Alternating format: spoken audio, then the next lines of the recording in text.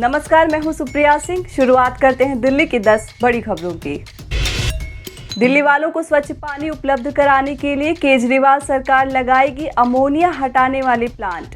मंत्री सत्येंद्र जैन ने जानकारी देते हुए कहा कि प्लांट के अलावा ट्यूबवेल के साथ आरओ सिस्टम भी किया जाएगा इंस्टॉल। सत्येंद्र जैन ने पूर्वी दिल्ली के विकास मार्ग पर V11 रैनी वेल का किया निरीक्षण। कहा, यह अमोनिया रिमूवल प्लांट करीब 7,000 परिवारों को पानी उपलब्ध कराने में है सक्षम। दिल्ली सरकार पानी की उपलब्धता बढ़ाने के लिए लगाएगी ऐसे कई प्लांट। गृह मंत्रालय ने दिल्ली सरकार की 1,000 लो फ्लोर बसों की खरीद के मामले में की सीबीआई जांच की सिफारिश। जून में उपराज्यपाल अनिल बैजल के नेतृत्व में गठित 3 सदस्यीय समिति ने एएमसी में पाई थी खामियां। अधिकारियों ने बताया कि एलजी ने इस मामले को जुलाई में गृह मंत्रालय को भेजा था। इस साल मार्च में दिल्ली विधानसभा में बीजेपी ने जोर शोर से उठाया तो दिल्ली परिवहन निगम की बस खरीद की सालाना मेंटेनेंस डील में कथित भ्रष्टाचार का मुद्दा।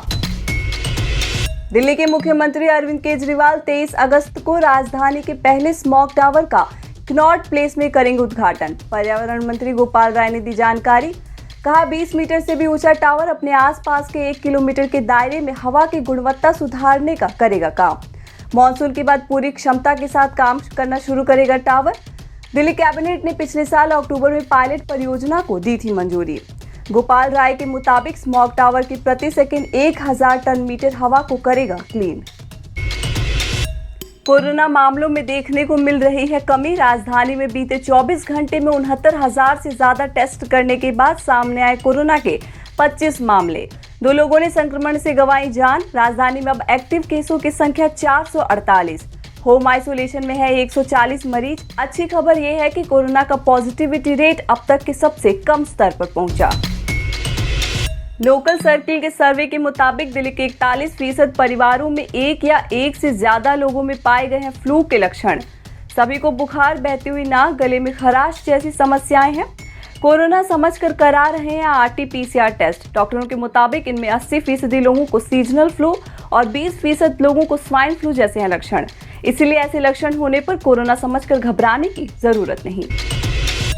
एम्स में फायर स्टेशन बनने की मंजूरी के बाद अब अस्पताल में लगाया जा रहा है फायर स्पीकर सिस्टम।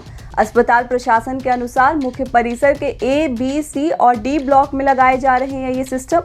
स्पीकर से पता चलेगा कि किस ब्लॉक में लगी है आग, लोगों को किधर से बाहर निकलना है और क्या क्या सावधानी बरतनी है। इसी सप्ताह पूरा होगा अलार्म लगाने का काम। बीते कुछ महीनों में एम्स में हो चुकी आग लगने की कई घटनाएं। साउथ एमसीडी ने लाजपत नगर की अमर कॉलोनी में पार्किंग और यातायात की समस्याओं के समाधान के मकसद से एक मल्टी लेवल पजल पार्किंग निर्माण को दी है मंजूरी। अधिकारियों के मुताबिक प्रस्ताव जल्द ही सदन में होगा पास। लगभग 81 कारों को पार्क करने की होगी सुविधा। पजल पार्किंग लोहे से बनी एक स्वचालित प्रणाली होती है जो कम जगह में ज्यादा पार्किंग की देती है सुविधा। परियोजना पर करीब 14 करोड़ रुपए की लागत आने का अनुमान। दिल्ली पुलिस ने फ्लैट दिलवाने के नाम पर ठगी करने वाले 2 आरोपियों को किया गिरफ्तार। द्वारका में फ्लैट दिलवाने के नाम पर कस्टमर से 1 करोड़ 59 लाख रुपए ठग कर हो गए थे अंडरग्राउंड। दिल्ली पुलिस ने दोनों पर रखा था 20,000 रुपए का इनाम। आरोपियों को गिरफ्तार कर जांच में जुटी पुलिस। पूछताछ में कई और ठगी की वारदातों के सुलझने की है उम्मीद।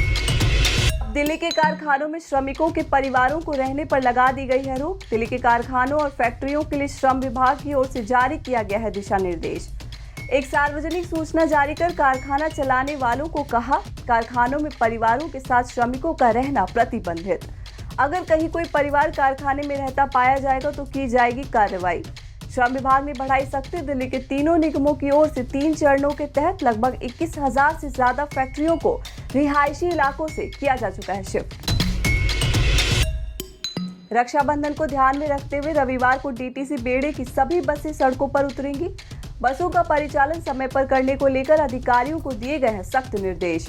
यात्रियों की अधिकता को ध्यान में रखते हुए होगा बसों का परिचालन। कोविड-19 को ध्यान में रखते हुए दिल्ली सरकार एवं आपदा प्रबंधन प्राधिकरण के दिशा निर्देशों के अनुसार ही यात्री बसों में कर सकेंगे सफर।